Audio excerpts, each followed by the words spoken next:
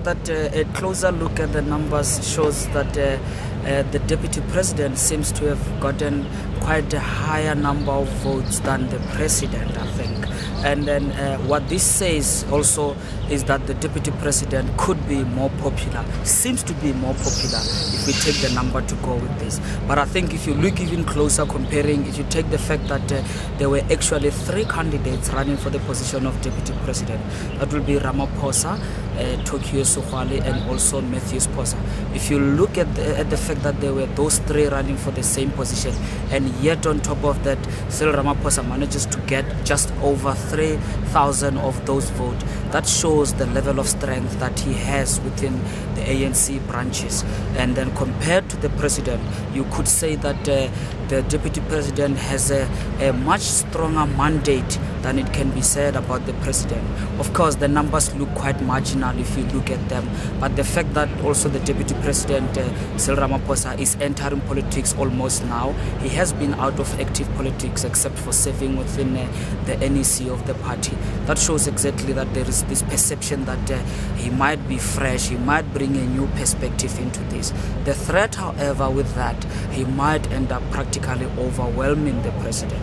If I were the president, I would be very concerned if I had the deputy president who seems to carry much more credibility than me and who overwhelm me, because it might be quite difficult for people to really have a sense as to where does power lie, where does accountability lies in this kind of a situation. You look back on how Cyril Ramaphosa came to be a candidate. He was considered because there was doubt from the President Jacob Zuma camp as to whether Motlanthe will accept the deal not to stand against President Jacob Zuma. But Motlanthe did not commit, and that has brought Cyril Ramaphosa into the picture immediately. He came in as a slate, but also I think it is very important to look at him as a person and to look at other issues beyond maybe the slate politics. I think what this says to me is that there is a possibility, and if you look at the numbers as well, that he could be brought in to kind of try to be the face of government. And that might see President Jacob Zuma's presence in government gradually declining or gradually diminishing, with the aim to have Cyril Ramaphosa to become the president subsequently.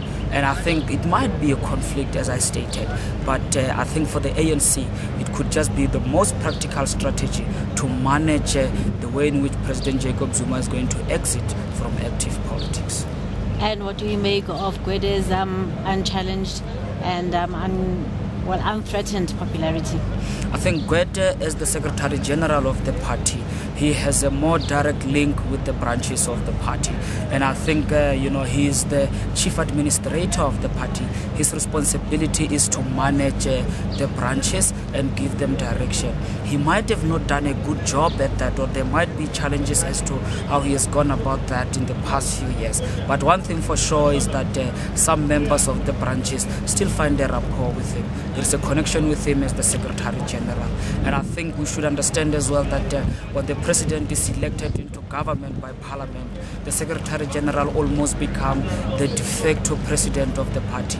He manages the party, has got ability and therefore a chance to connect with the branches. And I think that is shown also in the numbers that came in favor of Gwede Mantashe, whose popularity seems to be quite stable and unwavering.